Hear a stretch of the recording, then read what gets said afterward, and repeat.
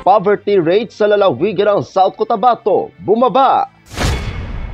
466 na pamilya na sinalanta ng baha sa bayan ng Libungan nakatanggap ng tulong mula sa LGU. Kadiwa ni Ani at Kita on Wheels program muling isinagawa sa lungsod ng Tacorong.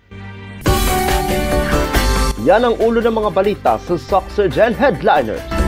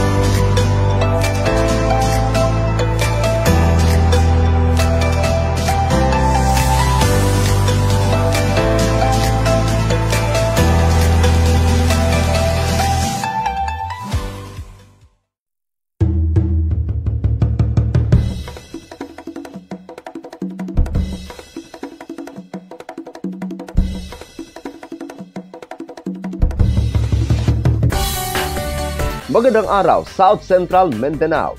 Narito na ang mga pangunahing balita sa Soxurgen Headliners ngayong Oktubre 29, taon 2024. Poverty rate sa lalawigan ng South Cotabato bumaba. Narito ang ulat.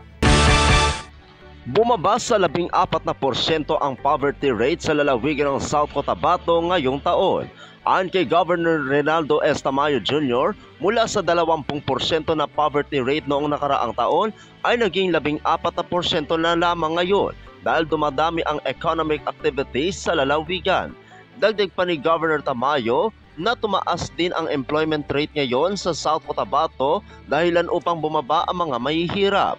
Sa ngayon, plano ng gobernador na bumaba pa sa 1 digit ang poverty rate sa lalawigan, pati na rin sa Soxurgen Region. Nabatid na si Governor Tamayo ay ang Vice Chairperson ng Government Sector sa National Anti-Poverty Commission o NAPC na siyang nagsasagawa ng oversight functions sa mga anti-poverty strategies at programa ng pamahalaan. Ako ang inyong kaibigang Apolinario Valencia para sa Soxurgen Headliners. 466 na pamilya na sinalanta ng baha sa bayan ng Libungan nakatanggap ng tulong mula sa LGU. Narito ang ulat. Umabot sa 466 na pamilya mula sa Barangay Sinawingan, bayan ng Libungan ang muling naabutan ng tulong mula sa kanilang lokal na pamahalaan kahapon, ika-28 ng Oktubre taong kasalukuyan. At ang mga ito ay pawang mga biktima ng pagbaha noong nagdaang linggo matapos manalasa si Bagyong Christine. Kabilang sa mga ipinahagi ng LGU ay bigas, delata at iba pang mahahalagang gamit upang makatulong para magamit ng mga ito sa kanilang muling pagbangon. Labis naman ang pasasalamat ng mga naapektuhan ng baha dahil hindi sila nakakalimutan ng kanilang mga pinuno sa panahon na kinailangan nila ng kalinga. Mismo si Libungan Mayor Angel Rose Lumanlan-Cuan kasama si Vice Mayor Jimboy Puliesido at mga pinuno. Kinumpirma din ng mga naninirahan na ito na ang ikalawang beses na sila ay nakatanggap ng tulong dahil noong nagdaang araw ay nakatanggap din sila ng mga food packs mula sa DSWD. Ako ang inyong kaibigang Apolinario Valencia para sa Soxurgen Headliners. Para sa uling balita, kadiwa ni Ani at Kita on Wheels program muling isinagawa sa lungsod ng Tacorong. Narito ang ulat.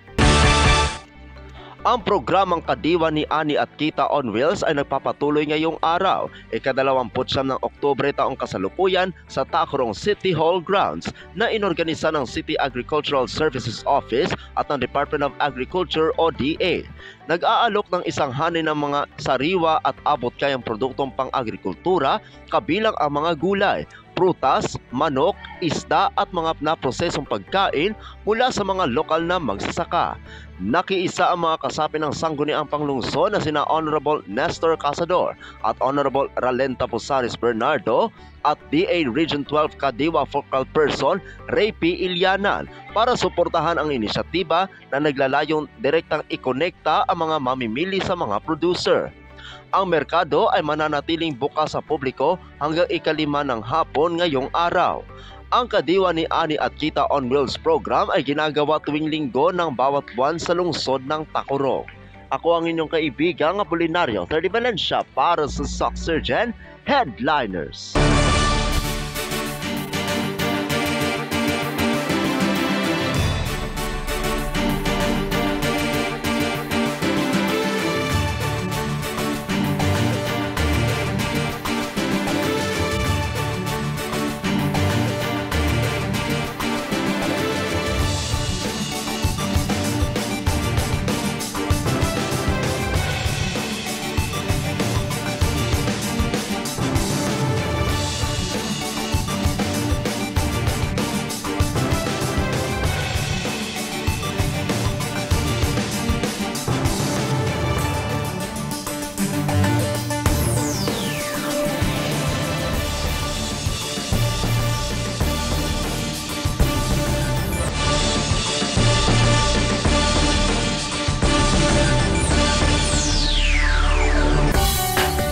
Atin ang kabuuan mga balita sa araw na ito.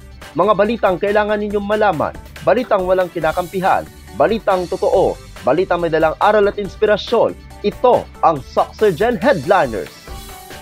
Hanggang bukas, maraming salamat at magandang araw, kaibigan.